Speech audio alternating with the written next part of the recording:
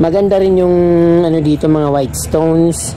Hindi ko alam kung anong klaseng white stones ito kasi parang inano lang siya, simento.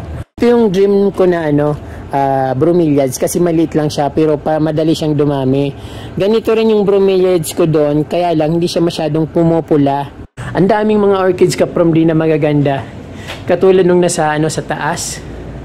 Ayan, ganda. Dito sa loob puro orchids plants, may mga crotons. Ayun, ang ganda. Yung crouton na ito kaprom di ay rare ito sa atin. Bibihira lang itong makikita sa Pilipinas. Hello mga kaprom di, magandang araw po sa inyong lahat at welcome back sa Certified From D channel.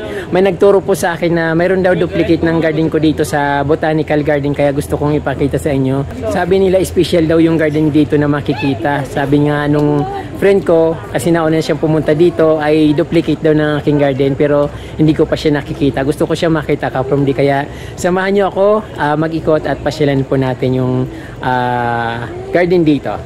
Let's go!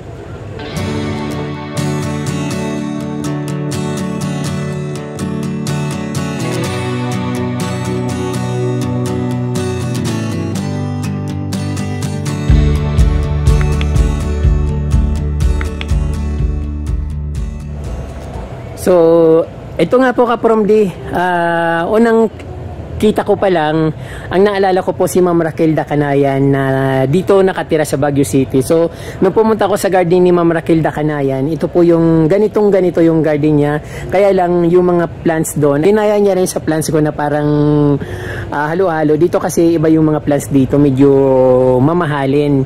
Yung kay Ma'am Raquel, katulad din ng plants ko na may mga mayana, ayun, parang house garden lang. Dito parang talagang inayos nila na parang house garden din pero yung mga halaman niya dito ay iba. So ayun, maganda rin yung dito, mga white stones. Hindi ko alam kung anong klaseng white stones ito kasi parang inano lang siya, simento. Pero maganda siya kaprom di kasi very maaliwalas. Mayroon siyang mga bromeliads, golden miagos, tapos may parang pandan, mayroon din siyang tea plants. Ito crotons. Nakakalimutan ko yung pangalan niya. So ayan,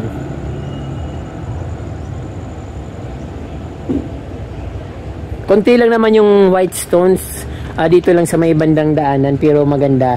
At ito nga dito sa gitna, ito yung dream ko na bromeliads kasi maliit lang siya pero madali siyang dumami. Ganito rin yung bromeliads ko doon, kaya lang hindi siya masyadong pumupula.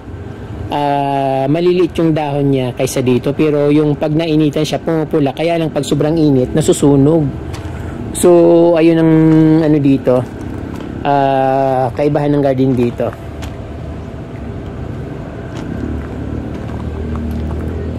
Ayan, may mga rin sila, philodendron, eugenia plants, konting crouton, bunny plants. Ayan, may mga hydrangeas na walang flowers, spider plant, tapos ayun, mga nakapaligid dito, golden miagos. Hello po Ma'am Raquel, nandito po ako sa Baguio City. Pasensya na po hindi ako nakapunta dyan sa inyo. Sinama lang kasi ako ng friend ko. May mga dito, mga stones. Ganito rin ang gusto kong ayos sa garden ko, kaya lang wala naman ako nakikitang mga stones doon na mga ganito. Yung mga stones sa amin kasi parang tinutubuan ng mga moose, nilulumot siya. Unlike dito na hindi siya nilulumot. Hindi ko alam kung saan nakakakuha ang mga bato na ganyan. Kasi pag ganyan kasi kapag tag-init, puting-puti yung mga bato na ganyan. Kaya magandang tingnan sa garden. Very maaliwalas. So dito naman, parang house ito. Parang may mga orchids sa loob. Pwede yatang pumasok kasi wala naman nakalagay na bawal.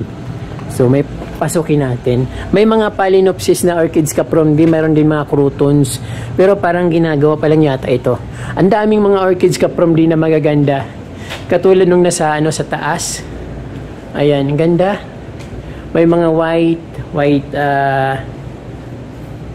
orchids. Favorite ito ni Ate Brenda, sabi niya sa akin, favorite niya raw yung mga bulaklak ng orchids, or favorite niya yung orchids plants. Hello po Ate Brenda Manalo sa Los Angeles, California. Shout out po sa inyo. At ayan po, suot ko rin po pala yung binigay nyo sa akin, na pinadala nyo sa akin na sweater ngayon. So very proud ako kasi walang katulad. So maraming pong salamat Ate Brenda sa sweater na pinadala nyo sa akin. Ayan. Ang ganda. Very colorful at iba't iba yung plants, kulay niya. Phalaenopsis. Ayan. Phalaenopsis ako ng Phalaenopsis. Phalaenopsis nga ba ito? Pero ayan, na-enjoy ko yung pamamasyal ko dito.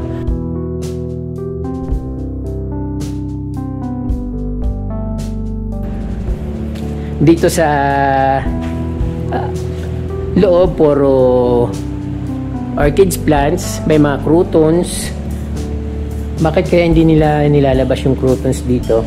Ayun, ang ganda. Yung crouton na ito kaprom D ay rare ito sa atin. Bibihira lang itong makikita sa Pilipinas. At siyempre nung nag-pandemic, marami naghalaman na ganito. Maganda yung kulay niya, tapos yung dahon niya, very siya, parang cardboard, matigas. Ayan. Ito, mayroon ako nito sa amin. Very colorful talaga. So, halos lahat naman na croutons na ito mayroon ako sa amin. Kaya lang, hindi ko masyadong naasikaso. Siguro pag mayroon ako malawak na garden, dadamihan ko yung croutons ko. Tapos gusto ko rin yung mga orchids na yung kaprom. Pangarap ko rin yung mga orchids na yan. Ang mahal kasi niyan yung isa yung pot niyan. Umaabot ng 800 to 1,500 yung bawat isa. Depende pa yung kung gaano siya kalash. So, yun ang presyo ng mga orchids na yung kaprom D, di ba? Ang taray, yung mahal-mahal niyan. Tapos, doon kaprom D sa gilid, maraming mga ivy plants, English ivy. Maganda rin niya sa bahay. Meron din ditong, bromeliads. So, ayan.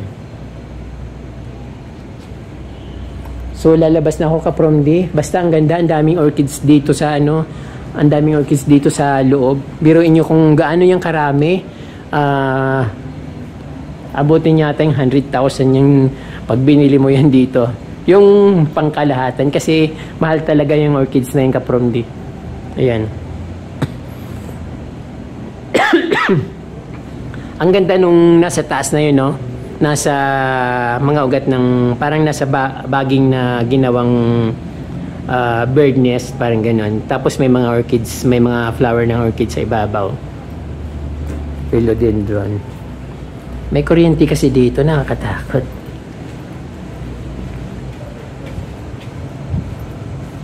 So ayun, yun lang yung dito, nakita dito. Pero I miss my garden na almost matagal na rin akong nawala sa bahay.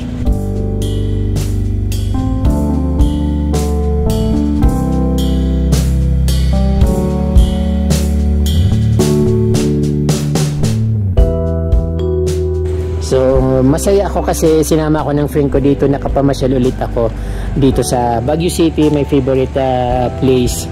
Meron ditong Medinilla kaprom D, ang haba, wala siyang mga wala na yung mga bulaklak niya, pero ito na yata yung pinakabulaklak niya. Kulay pula, parang mga bunga. Ayan.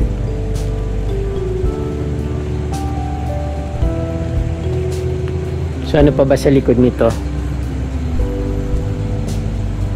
So, ayan kaprom D yung nakikita dito. So, yan lang po. Hanggang dito na lang po kasi marami akong kasama. So, ayan. Inaantay na nila ako sa taas. So, ayan po.